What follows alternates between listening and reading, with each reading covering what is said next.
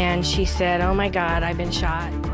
Tragedy in Twin Falls as the community reels from a mass shooting at a brand new In-N-Out. It's a horrific violence act, and we can't get this person back. Tonight, family members mourning lost loved ones as the witnesses recount the horror. Right behind her head. He shot through our car right behind my head. A vigil set for tomorrow, and tonight a stunned reaction from a friend who knew the alleged shooter. I've never had a conversation that was like, this guy might be mentally unstable or something. I never had a situation like that. His family and the College of Southern Idaho cooperating with authorities. Plus, oh God, the fire's up against the fence. Please, I hope your brother gets out. neighbors share their harrowing escape from the Tartar fire. And I was like, we're gonna die. Started calling my sister, told her I loved her. The latest after flames jumped the highway and destroyed homes in Weiser. Connecting neighborhoods across the Treasure and Magic Valleys, telling stories from within our communities. This is Idaho News 6. Welcome to Idaho News 6. I'm senior reporter Riley Shoemaker. Tonight, it's team coverage of a rare mass shooting in Idaho. Our large crew of neighborhood reporters talking with authorities as well as friends and family of the victims and the alleged shooter. The Saturday attack in Twin Falls rattling communities across southern Idaho, and Twin Falls neighborhood reporter Lorian Nettleton shares what we've learned as authorities search for a motive. On Sunday, the Twin Falls Police Department identified the shooter responsible for claiming 3 lives and injuring 7 others at a shooting at In-N-Out on Saturday.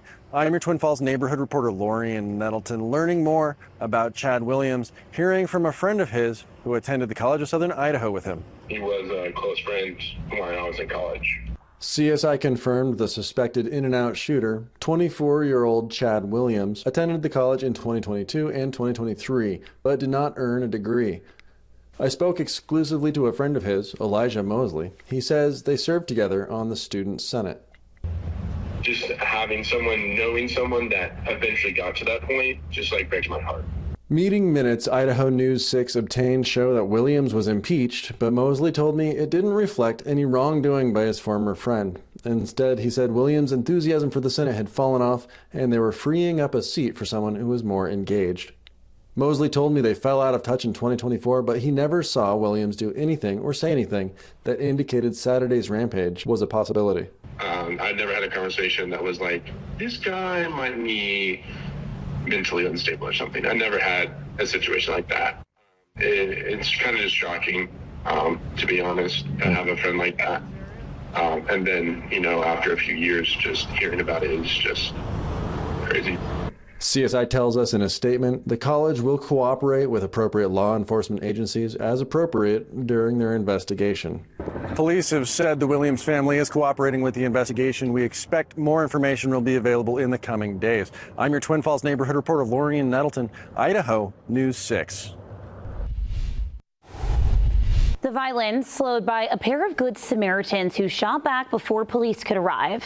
They include an off-duty trooper and a civilian, Jordan Salinas, whose quick action diverted the shooter from the restaurant. I peeked around the right-hand side of that sign closest to the road, and that's where I saw the individual with his rifle pointed at the vehicles. He seemed unusually comfortable aiming that rifle at those cars, and then as soon as some rounds started coming at him, everything changed. Immediately, all that bravado he had immediately crumbled. In a statement, Idaho Attorney General Labrador praising the heroes, writing, quote, "Their courage without a doubt saved lives." Saturday's victims include a husband and wife who were charging their Tesla near the visitor center. The husband was killed and the wife survived and continues to recover in the hospital. The 2 victims are relatives of an Idaho News 6 employee. Tonight, we're hearing exclusively from the surviving victim's sister, who walked us through the moments that their family's world changed forever. We're devastated. It's a horrific violence act, and we can't get this person back.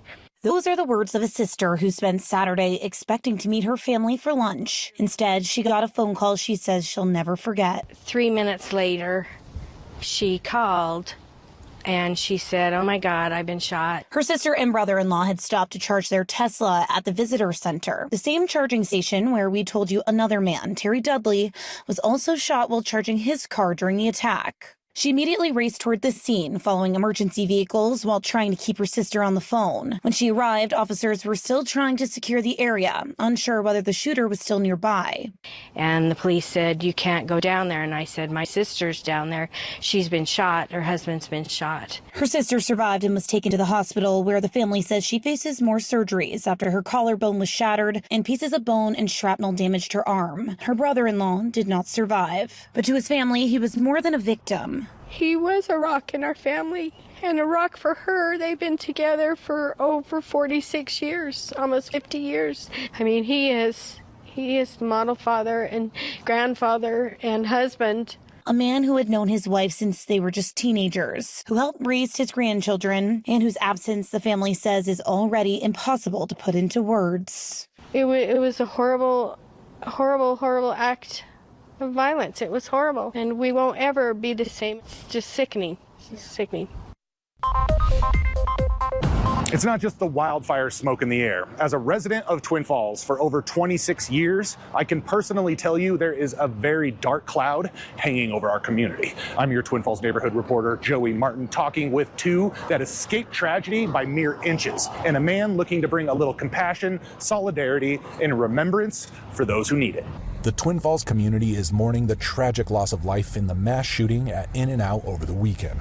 3 dead, 7 injured, hundreds of witnesses' lives changed forever in a tight community rocked to its core by the actions of one person. Terror. I'm scared and sad that it happened in some place I grew up and in our community. Angela Tonge and James Jump were there, in their car on Blue Lakes, when they became a target. James in the driver's seat and Angela as a passenger. We were stopped at the stoplight on Blue Lakes when he turned on us, and he was about 5 feet away from me. They say the gunmen began firing at their vehicle, with bullets landing just inches away. Right behind her head. He shot through our car right behind my head. Both are still processing what took place on Saturday, happy to be here on Monday, able to tell their story. Feeling sadness, frustration, just he tried to hurt the person I love, and that just really upsets me because I tried really hard to protect her, and her life was put in risk and everybody else's lives were put in risk, and I just think that this is something that really needs to stop. The violence, it's getting out of hand. Angela and James are one of hundreds of cases where Twin Falls neighbors are having to grapple with the dark reality of what took place. To help with that, one man, Angela's brother, Mark Tonge, is organizing a candlelight vigil to help those who might need a little extra support. We are having a community vigil, so it's not sponsored by the city, but it's several members of the community that have reached out and wanting to, show our sympathies, show respect for those that tragically lost their lives, and bring our community together and somewhat try to start a healing process and just show, we're Twin Falls strong and this isn't going to define us. The vigil will take place at 9 p.m. on Tuesday at the Twin Falls City Park. Just asking people to please come, to bring candles, both battery or small flame or just your phone light. We'll have pastors and religious people going around to be able to support and offer prayers and guidance to all those people that want to attend, and we just want to, show our respects. Reporting in Twin Falls, I'm your neighborhood reporter, Joey Martin, Idaho News 6. I'm your Caldwell neighborhood reporter, Norma James. And after the In-N-Out shooting in Twin Falls, Caldwell Police Chief Rex Ingram reached out to the Twin Falls Police Department offering aid. 2 Caldwell officers went down Sunday to assist local law enforcement. In a statement to Idaho News 6, Ingram says, "We simply cannot do this job alone, and we rely on our law enforcement partners to support one another during times of crisis and other significant events." Nampa, Meridian, and Idaho State Police are also lending a helping hand. Idaho News 6 is the largest team of neighborhood reporters in Idaho, and we are dedicated to bringing you comprehensive coverage on this story with insight, discretion, and depth. You can find the latest by visiting our website, idahonews6.com.